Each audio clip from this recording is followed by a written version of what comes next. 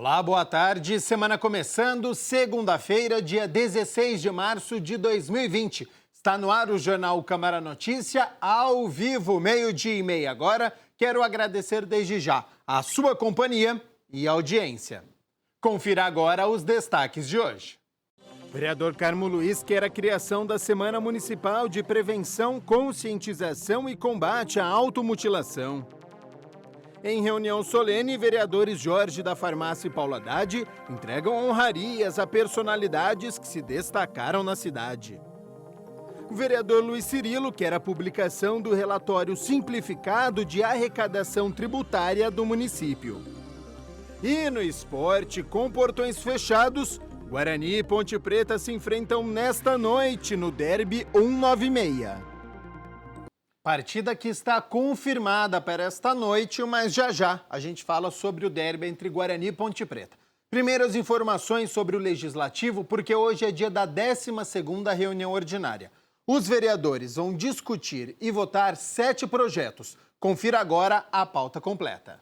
Em turno único de discussão está na pauta o projeto do vereador Ailton da Farmácia, que declara órgão de utilidade pública a ADRA, Núcleo Professora Cássia Rodrigues Lasca. A entidade é localizada no Jardim Bom Sucesso e atende cerca de 120 crianças e adolescentes. Também em turno único está na pauta o projeto do vereador Luiz Rossini, que concede o diploma de mérito empresarial José Bonifácio Coutinho Nogueira a Leandro Roberto Ferreira. Homenageado é fundador da empresa 7+ Consultoria Empresarial e Contábil e vem se destacando como empresário nesse segmento. Em segunda discussão está na pauta o projeto de lei complementar de autoria do prefeito. A proposta desincorpora da classe de bens públicos de uso comum do povo e transfere para a classe de bens de uso especial, área de propriedade da municipalidade, autoriza a cessão de uso ao governo do estado de São Paulo para fins da instalação de unidade do 7º Grupamento de Bombeiros em área de uma praça no Parque Universitário de Viracopos. O item 4 é a primeira discussão do projeto de lei de autoria do vereador Carmo Luiz, que trata da prioridade de pessoas com acromatose, que é o albinismo,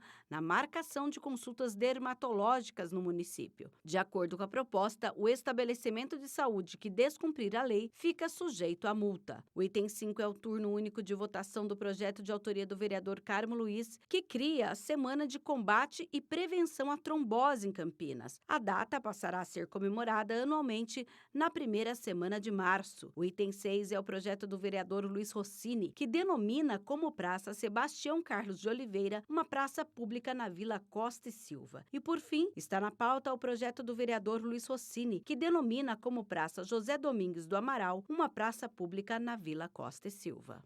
A reunião ordinária começa às 6 horas da tarde. A TV Câmara Campinas, claro, transmite ao vivo. Durante a 11ª reunião ordinária, o vereador Carmo Luiz protocolou e foi aprovada em turno único de discussão e votação o projeto que pretende aumentar a conscientização da população sobre a prática conhecida como automutilação. O projeto de lei do vereador Carmo Luiz quer a criação da Semana Municipal de Prevenção, Conscientização e Combate à Automutilação, já que, infelizmente, as brincadeiras agressivas sempre aparecem entre os jovens. A criança ou a pessoa envolvida dentro do seu sistema, dentro da sua comunidade ali digital, a cometer, através de um desafio macabro, cometer algum tipo de mutilação, chama coaching. E nós estamos trabalhando no sentido de fazer uma semana de conscientização. Eu acho que é preciso começarmos um trabalho de conscientização para que possamos realmente defender os nossos jovens. O parlamentar lembrou do desafio da rasteira, também chamado quebra-crânio ou roleta humana, uma agressão que pode levar a vítima a lesões severas e até a morte. Nós tivemos aí alguns eventos, alguns dias atrás, que foi uma brincadeira que a pessoa ficava pulando e o outro passava rasteira e batia a cabeça no chão, machucando muitas vezes o companheiro, ou seja, uma brincadeira, aliás, não é uma brincadeira, é muito mau gosto e eu acredito que nós temos que buscar defender a nossa sociedade desse tipo, levando a conscientização. Nós só conseguimos defender através da educação e esta semana é para educar os jovens e conscientizar a sociedade desta nova mania chamada cutting.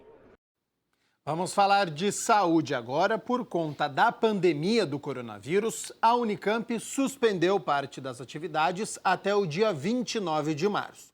Já o atendimento no Hospital das Clínicas vai funcionar normalmente. A preocupação com o coronavírus fez que a Unicamp suspendesse parte das atividades, mas o hospital está funcionando normalmente. Aqui comigo está a Maria Luísa. A população não precisa se preocupar com o funcionamento, o atendimento no Hospital das Clínicas. Sim, nesse momento o hospital está funcionando, não só o Hospital das Clínicas, mas como toda a área de saúde da Unicamp está funcionando normalmente. O Hospital das Clínicas, o CAISM, o SECOM, o Hemocentro, então todas as áreas de atendimento e assistência à população está funcionando normalmente. Quanto à estrutura do hospital a respeito do coronavírus, a estrutura já está preparada, o hospital já tem condições, leitos especificamente para isso? O hospital ele tem duas comissões, uma comissão que faz a parte técnica para assistência ao paciente, que é voltada mais para a determinação de orientações técnicas, e um comitê agora de crise, que é exatamente para atender a questão do coronavírus. E nesse comitê de crise ficou determinado que o hospital teria a capacidade de atender até 40 casos de casos graves de UTI. Então, essa foi uma nova determinação que o hospital está assumindo para si. E, para isso, nós estamos nos organizando em relação a equipamentos, pessoal de trabalho, principalmente profissionais de saúde de todas as áreas, né? A parte de proteção individual, que é uma parte importante para o profissional de saúde, que vai estar atendendo esse paciente grave dentro da UTI. E recursos, né? Estamos atrás de recursos, que é uma parte importante também para nós. Agora, existem casos sendo investigados aqui da doença? Então, nós temos todos os casos que foram atendidos no Hospital das Clínicas, eles foram descartados, né? Ou eles vieram com resultado negativo, e existem 5 casos até o momento que estão aguardando o resultado de exame. Nenhum caso foi internado, nenhum caso foi grave, sempre sintomas leves, respiratórios. Agora, é preciso, então, essa medida de suspender essas atividades foi precisa para evitar que a doença se dissemine, né? Que se evite realmente o alastramento? Ela é uma medida que está sendo aplicada em vários países, uma medida que seria uma prevenção, e a primeira, quando nós entramos em redução de danos e enfrentamentos de epidemias, a medida de prevenção, no caso do coronavírus, é aglomeramento, porque é uma doença transmitida diretamente pessoa a pessoa, diferente de outras, como eu citei há pouco, que precisam de por exemplo, dengue, né? Precisa de um vetor. Essa não precisa. Então, o que o coronavírus precisa? De aglomeramento.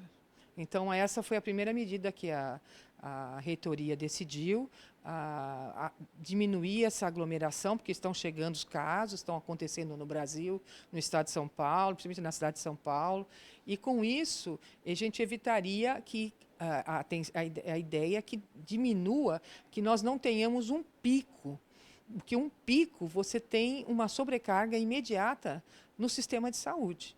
Então, que os casos vão acontecer, sem dúvida, a gente não sabe que isso vai acontecer. Mas se a gente conseguir minimizar o dano, o número de casos rapidamente, fazer aquele pico, como aconteceu na China, por exemplo, isso para nós é um ganho, né?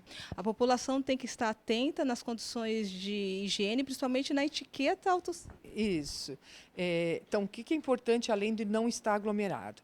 Primeiro, lavar as mãos com frequência. Água e sabão só. Água e sabão. Não tendo água e sabão, use álcool. Por exemplo, eu tinha um álcool aqui na reitoria. Use sempre o álcool, né? Evite tocar a face com a mão suja. Então, mexeu, viajou, veio do ônibus, não ponha, evite, é automático, né? E, ao tossir, faça uma etiqueta respiratória. Se tiver um lenço de papel, então, assoar o nariz e tossir cobrindo o nariz e a boca, ou então com a dobra do cotovelo, para que as pessoas não se exponham. E se você tem sintoma respiratório e precisa sair para fazer alguma atividade, ir ao médico ou uma outra atividade, use uma máscara. Quem deve usar máscara é quem está doente, não é quem não está doente. Tá? Então, essa consciência tem que ser uma educação do povo brasileiro. Então, isso para qualquer infecção respiratória, influenza, com qualquer doença respiratória, põe uma máscara. Só se estiver doente. Muito obrigada pelas informações. Obrigada. Andréia Marques para a TV Câmara. Muito obrigado, então, Andréia Marques, pelas informações diretamente da Unicamp. O vereador Carlão do PT, presidente da Comissão de Direitos Humanos e Cidadania aqui da Câmara, se reuniu com representantes da sociedade para discutir políticas públicas contra a violência contra a mulher. A reunião da Comissão de Defesa dos Direitos Humanos e Cidadania foi presidida pelo vereador Carlão do PT e contou com a participação de pessoas da sociedade que atuam em prol dos direitos das mulheres. Nesse momento, eu acho que a união e a mobilização são ferramentas fundamentais para que a gente possa, conjuntamente com toda a sociedade, fazer com que esse índice de violência diminui. Porque Campinas está num mapa extremamente mais alto que muitas cidades aqui do país. Então nós precisamos, aqui em Campinas, aumentar a rede protetiva, aumentar a divulgação, e é através da mobilização de homens e mulheres que a gente vai conseguir mudar essa realidade. A violência doméstica e políticas públicas de proteção à mulher foram temas da reunião.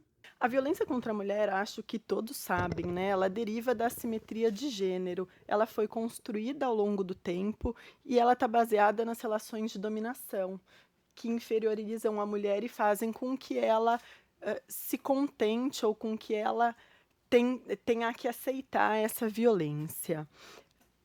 Essa violência ela é o extremo da dominação masculina. Temos uma situação de dominação que culmina na prática de violência e a gente tem percebido que esses números têm aumentado significativamente com o passar dos anos. Durante a reunião, dados foram divulgados. O Atlas da Violência de 2019, ele traz alguns números importantes para a gente conhecer esse fenômeno.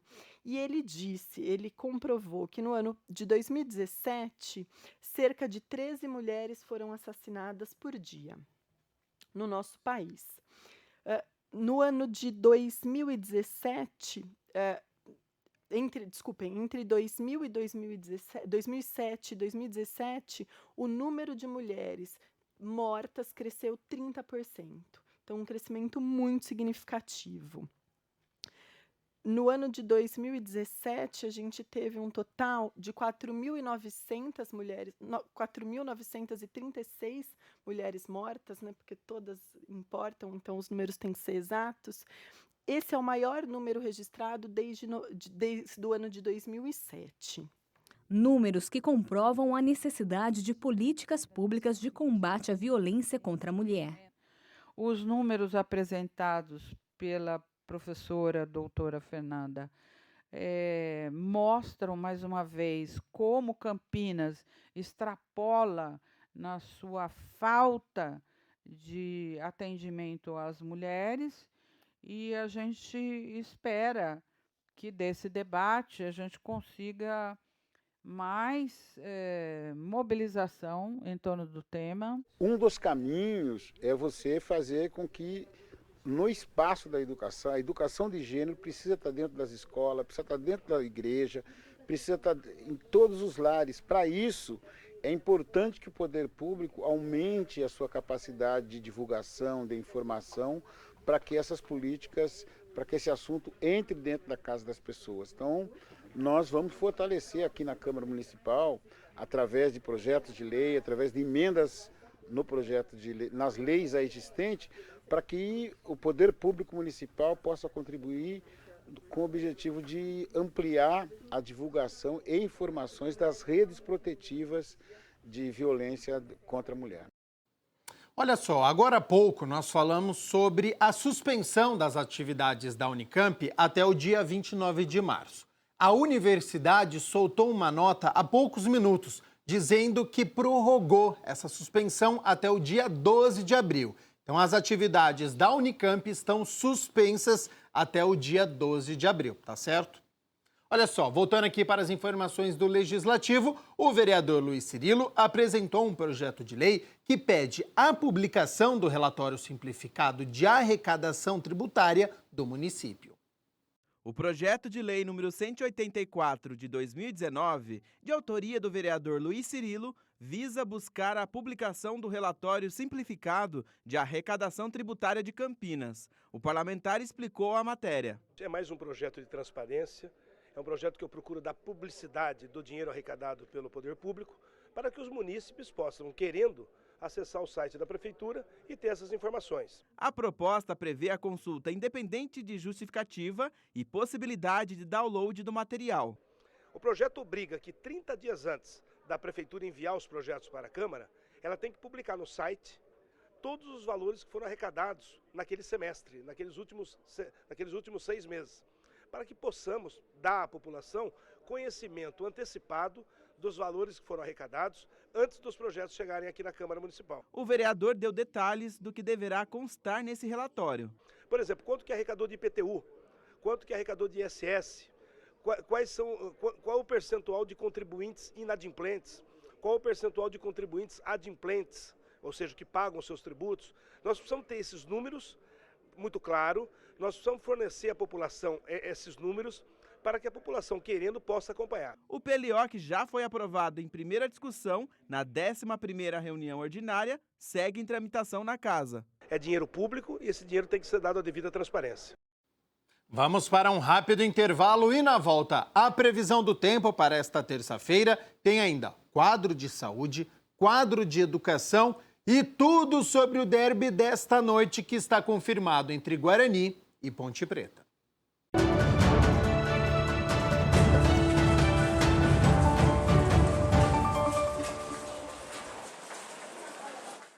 Como mudar o rumo da educação no país? Como transformar a realidade do jeito certo? Ouvindo as pessoas. Buscando o interesse da maioria. É o que o Ministério da Educação está fazendo para transformar a educação. Ouvindo pais, alunos e professores, criou um novo ensino médio, que já tem a aprovação de 72% dos brasileiros. E que nos dá o direito de escolher nosso futuro. E mudou o Enem também. Por meio de uma consulta pública com mais de 600 mil participações, os estudantes decidiram. Acabou o sufoco. Agora as provas serão em 2 domingos. E o ensino básico vai ganhar uma Base Nacional Comum Curricular. A base define os conteúdos básicos que os alunos precisam aprender na escola. E foi construída com intensa participação da sociedade. Mais de 12 milhões de contribuições. É assim que garantiremos o direito de aprendizagem da atual e das futuras gerações. É o começo de uma grande mudança na educação. Ministério da Educação, Governo Federal.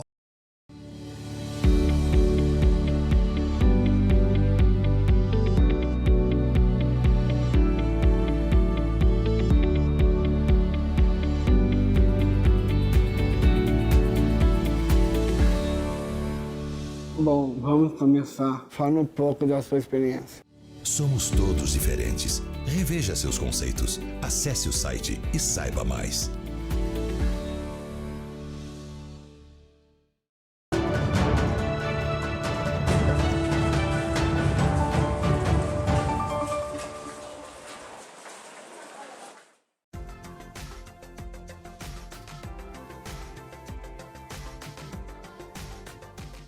É a última semana do verão, já que ele se encerra nesta sexta-feira, dia 20 de março.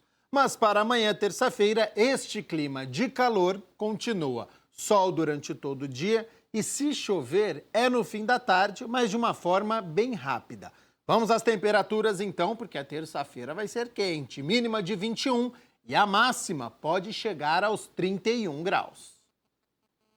Em reunião solene, a Câmara presta homenagens a profissional das áreas de medicina e odontologia com a entrega de diplomas de mérito. Por iniciativa dos vereadores Paulo Haddad e Jorge da Farmácia, a Câmara Municipal homenageou profissionais das áreas da saúde em reunião solene na última semana. O diploma de mérito odontológico, Dr. José Roberto Magalhães Teixeira, foi entregue a Rosana da Costa Selle, a Sérgio de Moraes, a Edson Shizuo Tanaka e a Milwa Maeda Mizuta. Já o diploma de mérito médico, Dr. Roberto Maia Rocha Brito, homenageou Vanderlei José Júnior e Francisco Américo Fernandes Neto. Além deles, a Associação dos Técnicos em Prótese Dentária de Campinas e do Estado de São Paulo recebeu o diploma de honra ao mérito. Para o vereador Paulo Haddad, que presidiu a solenidade, as homenagens são merecidas. Todos eles que aqui estão fizeram parte de um entendimento nosso, de que em algum momento nós tínhamos que procurar na sociedade pessoas que fizessem jus a essas homenagens, que representassem os anseios da sociedade e se destacassem. Passaram pela confecção de um projeto de lei, esse projeto de lei foi votado e todos os senhores foram aprovados por unanimidade. Então, sintam-se prestigiados por essa Câmara Municipal de Campinas. As honrarias da Câmara são oferecidas a pessoas ou entidades que se destacaram em suas atuações profissionais com a comunidade campineira. E o vereador Jorge da Farmácia disse no evento que os homenageados fizeram jus ao reconhecimento do Legislativo. Parabenizo mais uma vez todos os homenageados e também os familiares e amigos aqui presentes. Cada um na sua área de atuação que se destacou de maneira considerável, contribuindo para o crescimento de nossa cidade. E é importante, né, Paulinho, salientar sempre que todos os títulos que serão entregues nesta noite aqui foram aprovados pelos vereadores de maneira unânime aqui nessa casa. Março Verde é o mês de conscientização sobre o câncer de intestino. Por isso, o quadro de saúde desta segunda-feira traz um oncologista para falar sobre este assunto.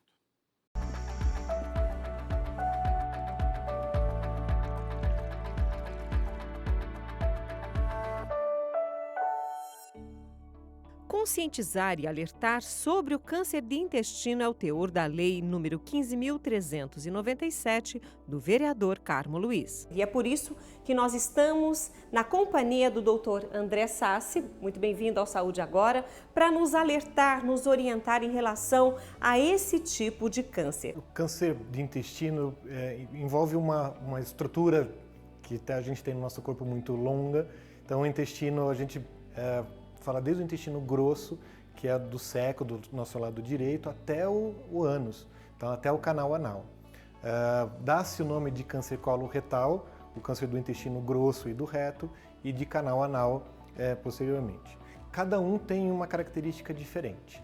O câncer de cólon e reto, em algumas vezes ele é causado por fatores hereditários, então é importante quem tem familiares com câncer de cólon ou de reto estar mais atento e talvez fazer exames de rastreamento com mais frequência. E o câncer de canal anal ele é muito mais frequente, a associação dele com infecção por HPV, por exemplo, como o câncer de colo uterino.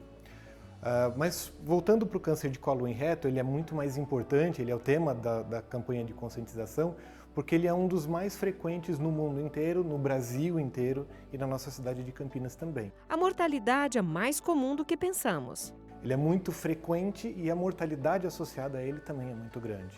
Por conta das causas, quer dizer, uma parte é hereditária, mas uma parte deles é causada por dieta muito rica em gordura animal, em proteínas animais, uma dieta rica em alguns alimentos que podem causar um tipo de inflamação intestinal, uma dieta pobre em fibras vegetais principalmente, então uma dieta que não é adequada, mas que a gente hoje, na nossa vida moderna, a gente consome muito, então fast food, embutidos, isso tudo aumenta muito o risco.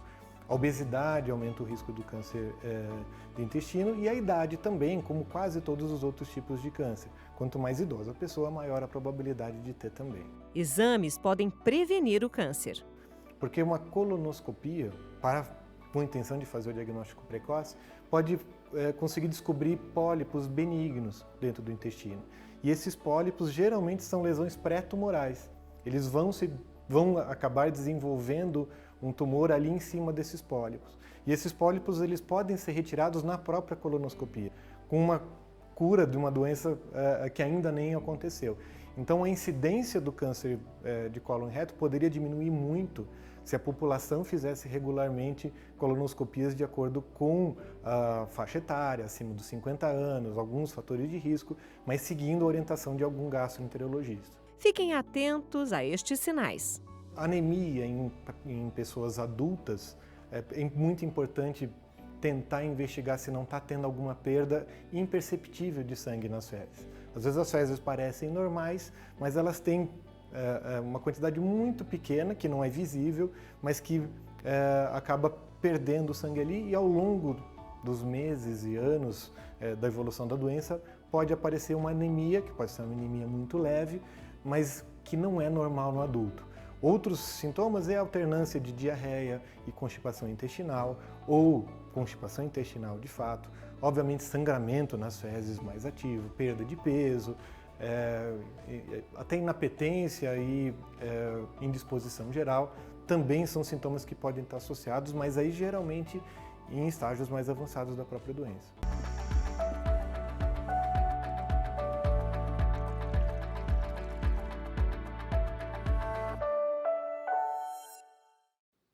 O quadro de educação desta semana vai falar sobre um comportamento arriscado dos jovens.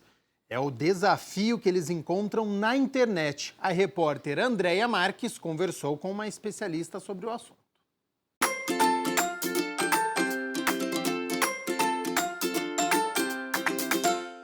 Olá, hoje a gente vai falar de um assunto que virou mania entre os jovens, mas que é bastante perigoso: os desafios. A internet está cheio deles. Por isso eu vou conversar agora com a pedagoga Andressa para a gente saber, né? É perigoso, né? Sim, extremamente perigoso. Agora, por que os jovens se arriscam tanto? Eu acho que é pelo aquele gostinho da adrenalina, do querer ser sempre o melhor, do querer estar sempre em alta, né, entre os colegas. Agora, qual que deve ser o papel da escola, do professor, do educador? Eu acho que tem que orientar o aluno. Então, hoje a internet está muito forte na vida da criança e principalmente do adolescente. Então, acho que o maior papel da escola é realmente incentivá-los a usar a tecnologia, a internet, a favor da aprendizagem ou algo que ele pode tirar para si mesmo. Ou seja, ele pode até criar em sala de aula, esse profissional, um desafio do bem. Sim, com certeza. Então, usar a tecnologia, a internet, realmente para divulgar coisas positivas, para ajudar as outras pessoas, né? Agora, e os pais também devem ficar atentos. Extremamente atentos, porque o adolescente entra no quarto, fecha a porta. Pais, tomem cuidado, né? Tem que monitorar, tem que ver o que está assistindo, o que está ouvindo. Isso é importante, até porque quem paga a internet são os pais, não é o adolescente. Agora, os pais também devem fazer aquele monitoramento, né? Explicar o porquê desses riscos e para que o adolescente realmente saia aí dessa brincadeira perigosa. Ele deve monitorar o filho. Sim, é importante esse monitoramento em casa, fora de casa, né? Porque não está em casa, mas está com o celular, né? Hoje tem até alguns aplicativos que ajudam a bloquear alguns sites que a pessoa está acessando, né? Então é importante os pais saberem disso para estar monitorando da forma correta. Tá certo, muito obrigada aí pela sua participação. Eu vou ficando por aqui. Até nosso próximo encontro. Tchau.